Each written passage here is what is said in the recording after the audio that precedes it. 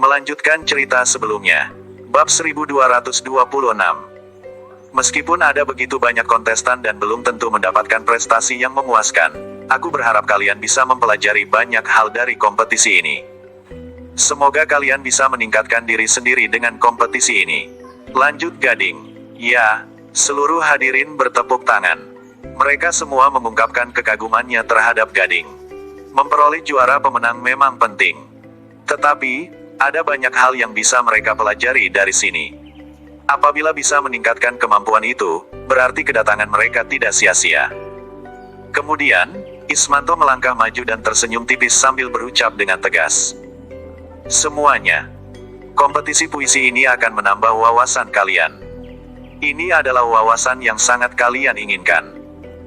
Dengan hal ini, aku harap kalian bisa mewujudkan impian masing-masing di sini.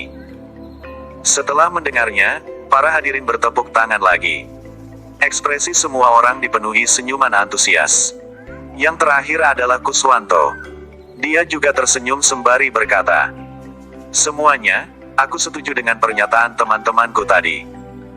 Kuharap, kalian bisa menunjukkan yang terbaik, bekerja keras untuk mencapai puncak dan menyadari nilai dalam diri sendiri." Sesudah keempat orang itu menyampaikan kata sambutan, semua hadirin bertepuk tangan dengan semangat untuk waktu yang cukup lama. Wira tersenyum melihatnya.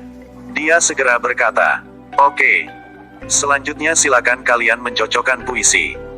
Terlihat berbagai puisi di atas meja.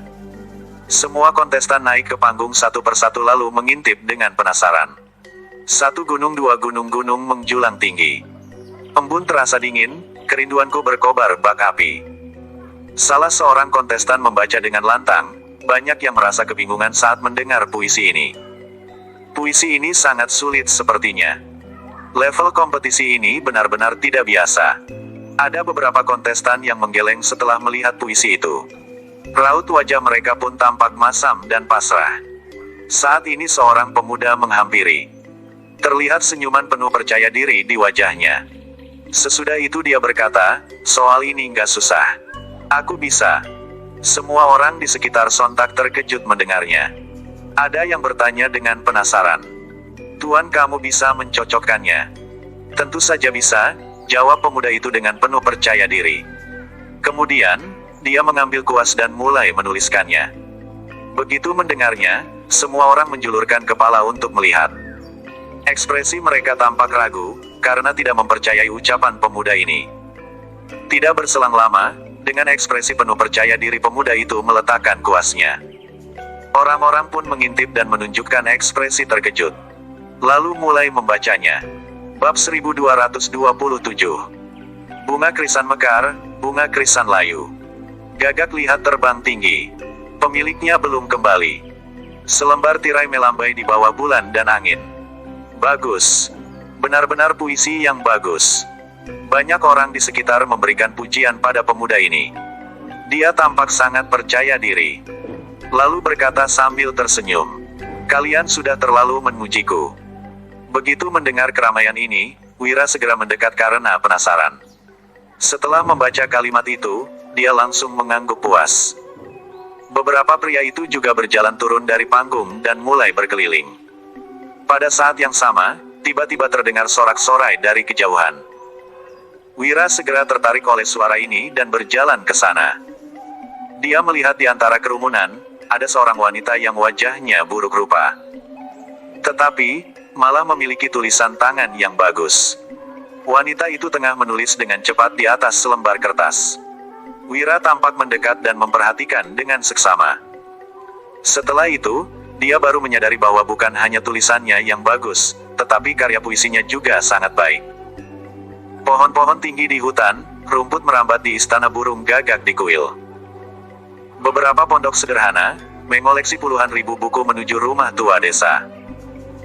Setelah membaca puisi yang ditulis oleh wanita itu, Wira terlihat kagum dan segera memandangnya. Dengan penasaran, usai menulis, wanita itu segera beralih ke puisi berikutnya. Setelah hanya meliriknya sekilas dan berpikir sejenak, dia langsung mulai menulis puisi baru. Embun membasahi rumput hijau, cuaca berubah menjadi cerah. Angin musim gugur berhembus lembut di dalam, di bawah dedaunan terkejut melihat dua helai rambut di pelipis. Wira sangat terkesan. Dia tidak bisa menahan diri untuk memuji wanita itu. Dalam hatinya memang benar, jangan pernah menilai orang dari penampilan luar. Tidak disangka, meskipun wanita ini berparas jelek, dia memiliki tulisan yang sangat indah. Selain itu, karena karya puisinya juga sangat bagus. Apabila dia memiliki paras yang lebih cantik, dia mungkin adalah wanita yang paling sempurna dan unik. Di dunia ini, walaupun dia sudah cukup unik saat sekarang. Saat Wira masih terpaku, wanita itu sudah lanjut ke puisi berikutnya. Dia lagi-lagi hanya sekedar meliriknya. Lalu setelah berpikir sejenak, wanita itu langsung mengambil kuas dan mulai menulisnya lagi. Tumbuh rasa malu karena burung liar, tamu terpesona oleh semak belukar. Panen dengan cepat di ladang yang luas, jangan berhenti dari pagi hingga petang. Setelah Wira membaca puisi yang ditulisnya, senyuman penuh pujian segera terukir di wajahnya. Dia tanpa sadar mengucapkan puisi yang ditulis oleh wanita itu secara perlahan. Panen dengan cepat di ladang yang luas, jangan berhenti di pagi hari hingga petang, sungguh indah. Benar-benar puisi yang luar biasa. Ketika mendengar pujian dari Wira, wanita itu tersenyum lembut dan berkata dengan sopan, "Tuan Wira, terima kasih atas pujianmu." Wira tidak ragu-ragu memuji lagi. "Pemahamanmu tentang adanya puisi, sungguh luar biasa. Kamu punya kemampuan merangkai puisi yang sangat baik, teratur dan berirama. Hebat sekali."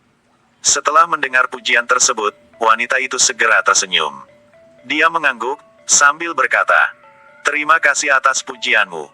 Tidak lama kemudian, Wira membaca beberapa puisi yang dibuat oleh orang lain. Tetapi, tidak ada yang bisa menandingi puisi wanita berparas jelek itu. Bagi Wira, wanita itu sudah menjadi yang pertama dalam hatinya. Selain ini, setengah jam telah berlalu. Babak pertama pun berakhir. Bab 1228. Babak pertama berakhir. Seiring terdengarnya kata-kata itu, banyak orang yang meletakkan kuas mereka. Sebenarnya, keempat pria tua telah membaca sekilas puisi mereka. Mereka dapat memahami puisi yang ditulis oleh semua orang. Tentu saja mereka juga telah menentukan 20 orang yang lolos. Apa yang membuat Wira kejut adalah, di antara 20 orang ini, hanya ada 3 yang berasal dari Provinsi Laula. Wira sebenarnya mampu memahaminya. Bagaimanapun, Provinsi Lowala selalu menjadi daerah miskin yang tertinggal, di mana penduduknya hanya sibuk mencari nafkah, bahkan tidak memiliki waktu untuk membaca atau menulis. Ada 3 orang yang lolos saja sudah cukup bagus. Meskipun Wira telah mengambil alih Provinsi Lowala, saat ini baru beberapa bulan berlalu. Bagaimana mungkin dia dapat mendorong semua orang untuk lebih menekuni puisi serta sastra dan dengan sekejap? Itu jelas hal yang mustahil.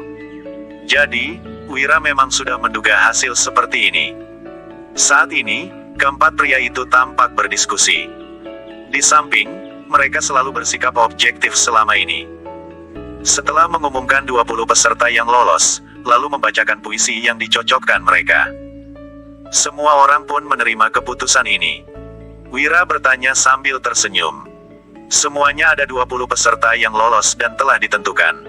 Apakah ada yang keberatan? Orang-orang di bawah panggung tampak menggeleng, karena terpesona oleh bakat dari mereka yang lolos. Lantaran, mereka juga mempelajari ilmu sastra, tentu saja mampu memahami puisi-puisi tersebut. Itu sebabnya, mereka menerima hasil kompetisi kali ini dengan lapang dada. Wira tersenyum ketika melihat 20 orang itu naik ke atas panggung. Dia melirik mereka satu persatu. Tetapi tertegun sejenak saat melihat wanita terakhir yang berparas jelek itu. Wira cukup tercengang. Dalam hatinya, bukan karena wanita itu, melainkan, terkejut oleh bakatnya yang mengagumkan. Karena nggak ada yang keberatan, mari kita mulai babak kedua, yaitu revisi puisi.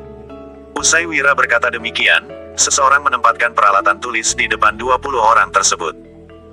Babak kedua adalah, merevisi puisi. Ada yang salah dengan puisi-puisi yang disiapkan, sehingga dapat direvisi. Merevisi dengan baik dan cepat adalah tanda dari bakat sejati dalam sastra. Itu sebabnya, Mereka mulai merenung menggunakan kemampuan terbaik mereka dan memikirkan apa yang harus ditulis kali ini. Ketika yang lain masih ragu-ragu, wanita berparas jelek itu telah memulai menulis. Dia sangat penasaran dengan orang ini, sehingga berjalan ke arahnya. Bahkan, keempat pria tua itu juga berjalan ke sana. Hanya saja, ketika melihat dua baris puisi yang ditulisnya. Untuk puisinya memang bagus, tetapi terlalu menyedihkan. Kesannya terlalu suram. Rumput hijau dan dedaunan yang harum kapan akan berhenti tumbuh. Dengan berlinang air mata, hati yang penuh kekhawatiran telah retak lebih dahulu. Beberapa kata ini sudah cukup untuk menunjukkan kesedihan.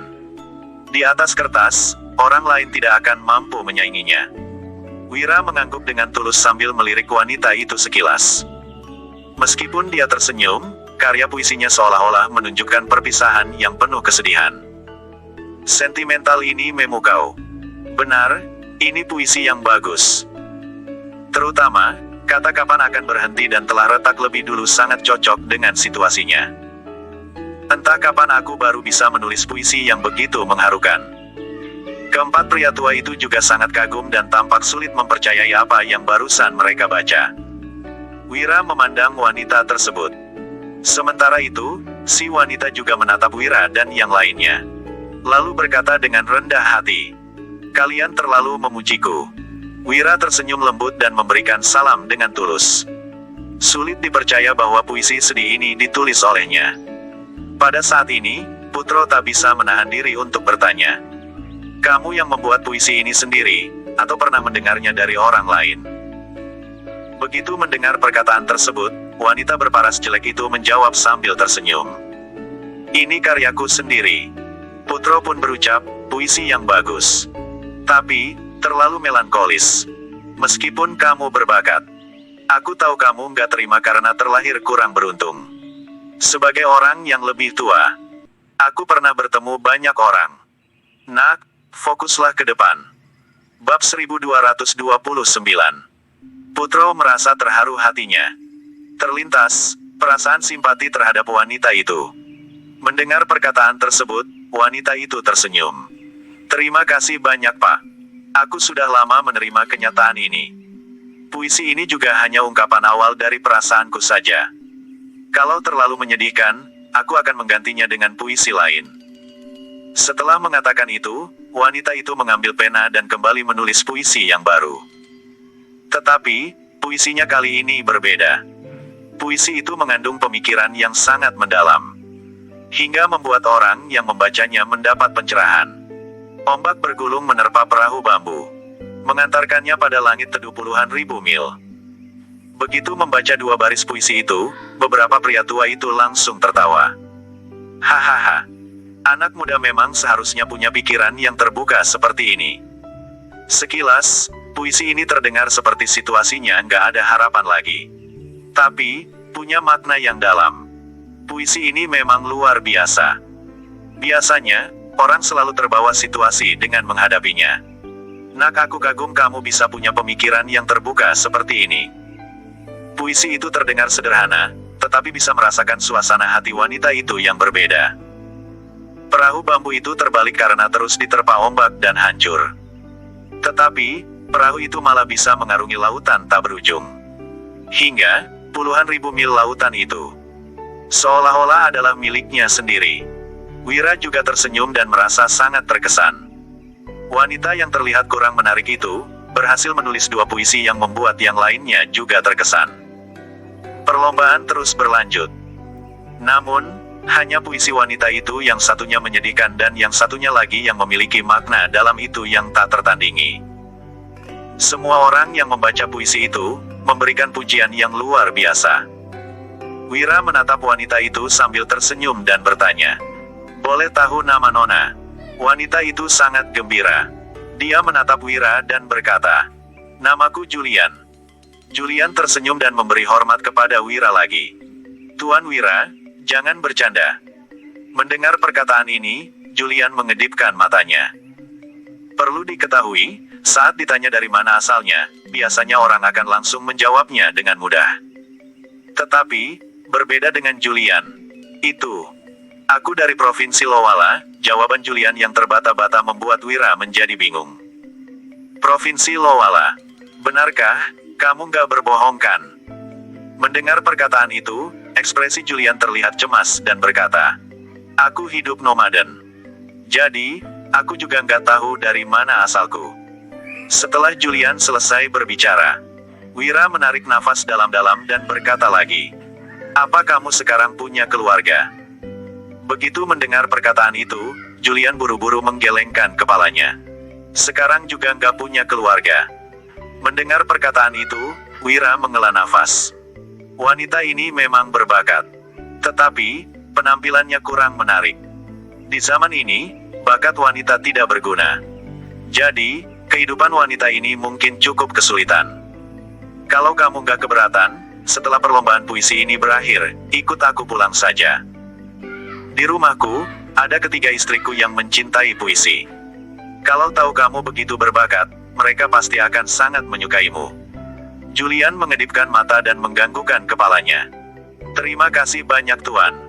Kalau begitu, aku akan mengikuti perintahmu. Wira berkata, aku yakin, kamu akan menyukai di sana. Setelah mengatakan itu, Wira pergi ke meja orang di sebelah dan melihat puisi mereka. Namun, dia tidak tahu Julian sedang memandangnya dengan tatapan yang aneh. Bab 1230. Di perlombaan puisi ini, puisi dari orang lain juga sangat bagus. Wira yang melihat puisi itu juga diam-diam menganggukkan kepalanya. Namun, dibandingkan dengan karya Julian, puisi mereka masih kalah. Tak lama kemudian, 3 pemenang juga sudah diputuskan. Julian tentu saja termasuk di antaranya. 3 pemenangnya sudah diputuskan. Nggak ada yang keberatan kan?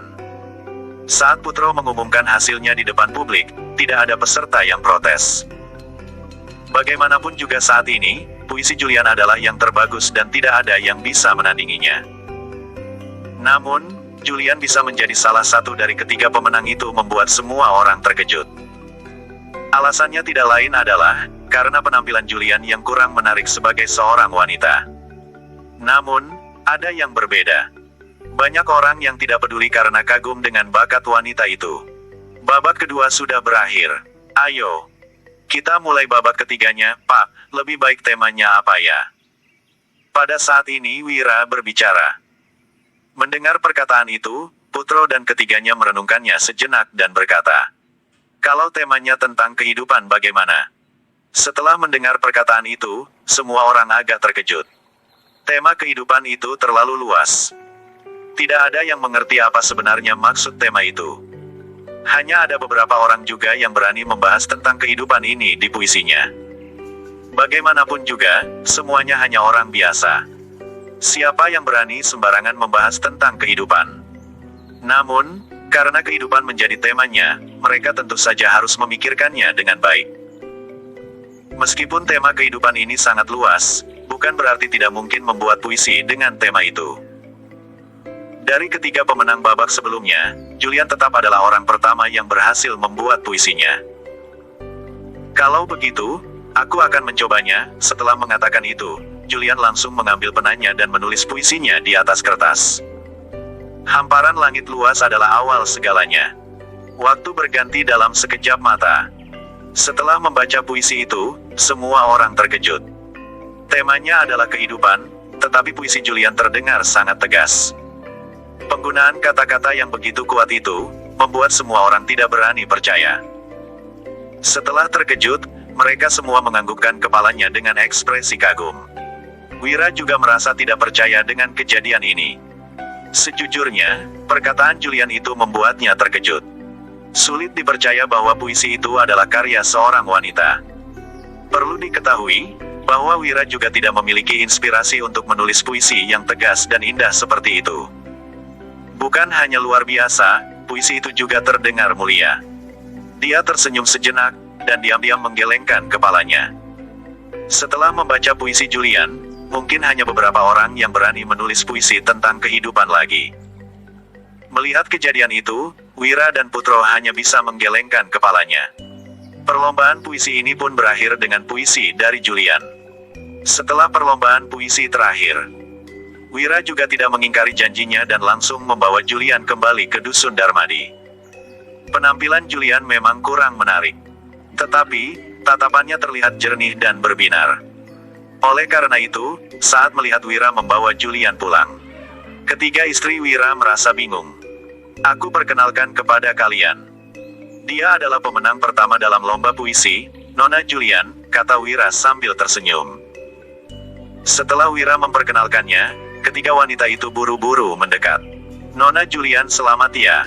Melihat ketiga wanita itu, Julian juga merasa sangat terkejut. Bab 1231. Julian berpikir, ketiga istri Wira sangat cantik. Bahkan, dia pun merasa terkejut saat melihat mereka. Nona Julian bilang, dia sudah lama hidup berkeliaran dan gak memiliki tempat tinggal. Jadi, aku membawanya pulang. 1 juta uang emas ini juga sudah disiapkan. Ini milikmu sekarang. Aku juga sudah menyuruh Danu menyiapkan tempat tinggalmu. Setelah Wira mengatakan itu, Julian buru-buru memberi hormat. Dengan perasaan sangat bersyukur. Mendengar perkataan itu, ketiga wanita itu percaya. Tetapi, mereka tetap merasa terkejut. Bagaimanapun juga, Julian tidak terlihat seperti orang yang memenangkan perlombaan. Apalagi hidup berkeliaran. Namun, mereka tidak terlalu memikirkannya. Wanita itu adalah orang yang dibawa suami mereka pulang. Mereka tentu saja tidak perlu terlalu memikirkannya. Tak lama kemudian, Julian juga sudah menetap di Dusun Darmadi. Namun, dia tidak melakukan apapun selain terus mengikuti ketiga istri Wira. Setengah bulan sudah berlalu. Ketiganya sangat menyukainya. Bahkan dengan sukarela berbagi pengetahuan dan kemampuan yang mereka kuasai agar dia bisa membantu mereka dalam mengolah bisnis. Wira tentu saja tidak peduli dengan hal itu. Julian, bagaimana kehidupanmu belakangan ini? Tanya Wira dengan sangat penasaran saat bertemu dengan Julian. Julian buru-buru berkata, "Terima kasih Tuan Wira, sudah membawa saya ke sini. Seperti yang Anda bilang, saya benar-benar sangat menyukai tempat ini." "Hahaha, baguslah, kalau kamu menyukainya," kata Wira sambil tersenyum. Mendengar Julian menyukai tempat ini, dia juga merasa tidak sia-sia sudah membawanya ke sini. Julian sangat cerdas, selalu sangat cepat menguasai apapun yang dipelajarinya. Benar-benar suamiku, Julian ini adalah seorang jenius yang benar-benar sangat langka. Pada saat itu, kalau tiga wanita itu juga tidak bisa diam lagi. Tatapan mereka juga terlihat kagum. Wira tersenyum, dia sudah tahu Julian adalah orang yang cerdas. "Semua ini, karena kakak-kakak sudah mengajariku dengan baik," kata Julian dengan tergesa-gesa. Dia juga merasa sangat gembira. Kalian tahu, Julian sangat cepat belajar dan secara senang bekerja. Jadi, kalian membagikan tugas kalian kepadanya, kan? Kata Wira sambil tersenyum dan mencoba menggoda ketiga istrinya. Bukan begitu. Julian belum pernah berbisnis. Jadi, merasa sangat terinspirasi saat mendengar ilmu berbisnis dari kakak-kakak, jelas Julian dengan sangat serius dan buru-buru menggelengkan kepalanya. Mendengar perkataan itu, Wira juga tersenyum. Ilmu bisnis sangat rumit. Ada banyak hal yang saling berkaitan. Ingin mengatur bisnis dengan baik, bukan hal yang mudah. Saat waktu makan malam, Wira menerima sebuah surat laporan dari Biantara yang memberitahu hukumannya tentang masalah petani di sebuah kabupaten terpencil di provinsi. Biantara bertanya, apakah dia ingin langsung mengeksekusi tuan tanah itu untuk memberikan contoh kepada yang lainnya? Wira menarik nafas dalam-dalam. Sebenarnya, pasti akan menjadi masalah seperti ini. Tetapi, bila langsung mengeksekusinya juga tidak berguna. Setelah mempertimbangkannya, dia memutuskan untuk pergi ke kabupaten itu dan melihatnya langsung. Setelah makan malam, dia pun memberitahu keputusannya itu kepada ketiga istrinya. Wulan, Dian, dan Dewina ingin ikut pergi ke tempat itu. Tetapi, masih ada banyak hal yang harus mereka urus. Dia juga menolak mereka untuk ikut dan berencana pergi ke kabupaten itu bersama Danu saja. Pada saat itu, Julian tiba-tiba berkata, "Tuan bawa saya ke sana. Saya ingin pergi bersama Anda untuk menambah pengetahuan saya." Setelah tertegun sejenak, Wira akhirnya tersenyum. Baiklah, kita akan mengeksekusi Tuan Tanah. Mungkin akan sangat berbahaya. Mendengar perkataan itu, Julian buru-buru berkata, "Kalau begitu, saya makin harus pergi melihatnya Tuan, bahwa saya pergi bersama Anda." Mendengar perkataan itu, ketiga wanita itu juga tidak menolak dan menganggukkan kepalanya. Mereka merasa, dengan adanya Julian yang ikut bertambah seseorang yang bisa menjaga Wira juga. Melihat kejadiannya, Wira juga menyetujui perkataan Julian. "Baiklah, aku akan bawa kamu juga," kata Wira sambil tersenyum. Besok paginya, Wira mengajak Danu langsung berangkat dari Dusun Darmadi. Dia juga menyiapkan beberapa barang yang diperlukan. Seperti senapan, granat, dan bahkan sebuah pedang. Saat ini, kemampuan bertarungnya juga tidak lemah. Bersambung.